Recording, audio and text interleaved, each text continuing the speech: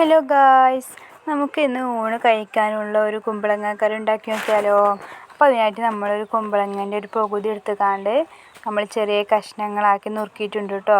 നമുക്കിഷ്ടമുള്ള രീതിയിൽ നുറുക്കിയെടുക്കാം കേട്ടോ. ഞാൻ അപ്പോൾ ഇങ്ങനെ ഒരു രീതിയിലാണ് നുറുക്കിയിട്ടുള്ളത് കേട്ടോ. പിന്നെ നമുക്കിതിലേക്ക് വേണ്ടത് ഒരു തക്കാളിയാണ് കേട്ടോ. ഞാൻ ഇപ്പോൾ ഒന്നേ എടുത്തിട്ടുള്ളൂ. പിന്നെ വേണ്ടത് പച്ചമുളകാണ് കേട്ടോ. നിങ്ങൾക്ക് എരിവിനനുസരിച്ചുള്ള പച്ചമുളക് എടുക്കാം കേട്ടോ. എന്നിട്ട് ഞാൻ ചെറിയ കഷ്ണങ്ങളാക്കി മുറിച്ചിട്ടുണ്ട് കേട്ടോ.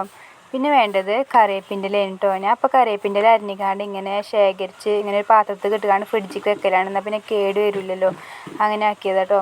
പിന്നെ വേണ്ടത് ഒരു തേങ്ങ. ഞാൻ അപ്പോൾ ഒരു തേങ്ങേൻ്റെ ഒരു ഭാഗം മാത്രമേ എടുത്തിട്ടുള്ളൂ കേട്ടോ. എന്നിട്ട് നമ്മൾ ഒരു ചട്ടി എടുത്തുകൊണ്ട് ഈ കുമ്പളങ്ങയൊക്കെ ഈ മങ്കുടുക്കിക്ക് ഇടുക കേട്ടോ. പിന്നെ ഇതിലേക്ക് നമ്മളൊരു തക്കാളി ഇട്ടിട്ടുണ്ട് കേട്ടോ. പിന്നെ നമ്മൾ നേരത്തെ മാറ്റി വെച്ച പച്ചമുളകും പിന്നെ നമ്മൾ കറിവേപ്പിൻ്റെ ഇലയും ഇടുക കേട്ടോ. കറിവേപ്പിൻ്റെ ഇല നിങ്ങൾക്ക് വേണ്ടത്ര ഇടുക കേട്ടോ. പിന്നെ ഇതിലേക്ക് വേണ്ടത് നമ്മളുടെ മുളക് പൊടിയാണ് കേട്ടോ. നമ്മൾ പച്ചമുളക് ഇട്ടുകൊണ്ട് എരിവിനനുസരിച്ചുള്ള മുളക് പൊടി ഇട്ടാൽ മതി കേട്ടോ. ആ പച്ചമുളക് ഇല്ലാത്തതുകൊണ്ടാണ് ഞാൻ മുളക് പൊടി ഇട്ടിട്ടുള്ളത്. പിന്നെ ഇതിലേക്ക് വേണ്ടത് മഞ്ഞൾപ്പൊടിയാണ്. പിന്നെ ഇതിലേക്ക് വേണ്ടത് വെള്ളമാണ് കേട്ടോ. വെള്ളം നമുക്ക് ആ കുമ്പളങ്ങൻ്റെ എടുത്തില്ല അതേമാതിരി കുമ്പളങ്ങൻ്റെ ഒപ്പമില്ല അത്ര വെള്ളം വേണം കേട്ടോ. പിന്നെ തിളക്കുമ്പോൾ അതിലേക്ക് കുറച്ചുകൂടി കുമ്പളങ്ങൻ്റെ വെള്ളമൊക്കെ പൊങ്ങി വരും. പിന്നെ ഇതിലേക്ക് ലേശം ഉപ്പിട്ടുകൊണ്ട് നന്നായി ഇളക്കട്ടോ. പിന്നെ നമ്മൾ ഇത് അടച്ച് വെക്കുക കേട്ടോ, തീയൊക്കെ കത്തിച്ചിക്കാണ്ട്. അപ്പോൾ ഈ അടച്ച് വെച്ച ടൈമിൽ നമ്മൾ മിക്സി എടുത്തുകൊണ്ട് അതിലേക്ക് നമ്മൾ നേരത്തെ ചിരകി വെച്ച തേങ്ങ ഇട്ടുകൊണ്ട് തേങ്ങ ഇടുക കേട്ടോ. തേങ്ങയൊക്കെ ഫുള്ള് ഇതിലേക്ക് ഇടുക കേട്ടോ. പിന്നെ ഇതിലേക്ക് വേണ്ടത് 3 ചെറുള്ളിയാണ് കേട്ടോ. അപ്പോൾ നേരത്തെ തൊലി കളഞ്ഞ് വെച്ചിട്ടുണ്ട്, അതുകൊണ്ട് ഇപ്പോൾ അത് ഇതിലേക്ക് ഇട്ടു. പിന്നെ വേണ്ടത് നമ്മൾ ലേശം ചെറിയ ജീരകം കേട്ടോ.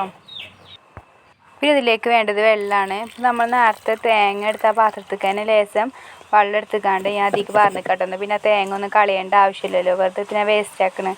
എന്നിട്ട് നമ്മൾ അതൊക്കെ അരച്ചിക്കാണ്ട് നമ്മൾ അപ്പത്തിന് നമ്മൾ കുമ്പളൊക്കെ വെന്തുക്കാണ്ട് അരച്ച തേങ്ങ ഇതിലേക്ക് പാർന്നിട്ടുണ്ട് കേട്ടോ. അപ്പോൾ നമ്മൾ പ്രത്യേകം ശ്രദ്ധിക്കേണ്ട കാര്യം കുമ്പളങ്ങ വെന്തിട്ടില്ല നോക്കണം കേട്ടോ. എന്നിട്ട് തേങ്ങ പാർന്നിട്ട് ഇതൊന്ന് തിളക്കണം കേട്ടോ. എന്നിട്ട് ഈ തിളക്കുന്ന ടൈമിൽ നമ്മൾ ഒരു പാന് ചൂടാക്കിക്കാണ്ട് അതിലേക്ക് വെളിച്ചെണ്ണ പാർന്നിട്ടോ. എന്നിട്ട് വെളിച്ചെണ്ണ ചെറുതായിട്ട് ചൂടായി വരുമ്പോൾ നമ്മളിതിലേക്ക് കടുക് ഇടണം കേട്ടോ. ആവശ്യമുള്ള കടുക് ഇട്ടാൽ മതി കേട്ടോ. പിന്നെ ഇതിലേക്ക് വേണ്ടത് നമ്മുടെ കറിവേപ്പിൻ്റെ ഇലയാണ്. അപ്പോൾ കറിവേപ്പിൻ്റെ ഇല നമ്മൾ ഇതിലേക്ക് ഇട്ടിട്ടുണ്ട് കേട്ടോ. കറിവേപ്പിൻ്റെ ഇല ചെറിയൊരു മൂപ്പ് കളറായി വരുമ്പോൾ ഒരു ചുവന്ന കളറായി വരുമ്പോൾ നമ്മൾ ഇത് ഓഫാക്കിക്കണം, നമ്മുടെ കറിയിലേക്ക് പാരട്ടോ. അപ്പോൾ ഈ രീതിയിൽ കറി വെക്കുന്നവരുണ്ടെങ്കിൽ കമൻറ്റ് ബോക്സിൽ ഒന്ന് അറിയിക്കണം കേട്ടോ. അപ്പോൾ എല്ലാവരും ലൈക്ക് ചെയ്ത് മാക്സിമം സപ്പോർട്ട് ചെയ്യണം കേട്ടോ.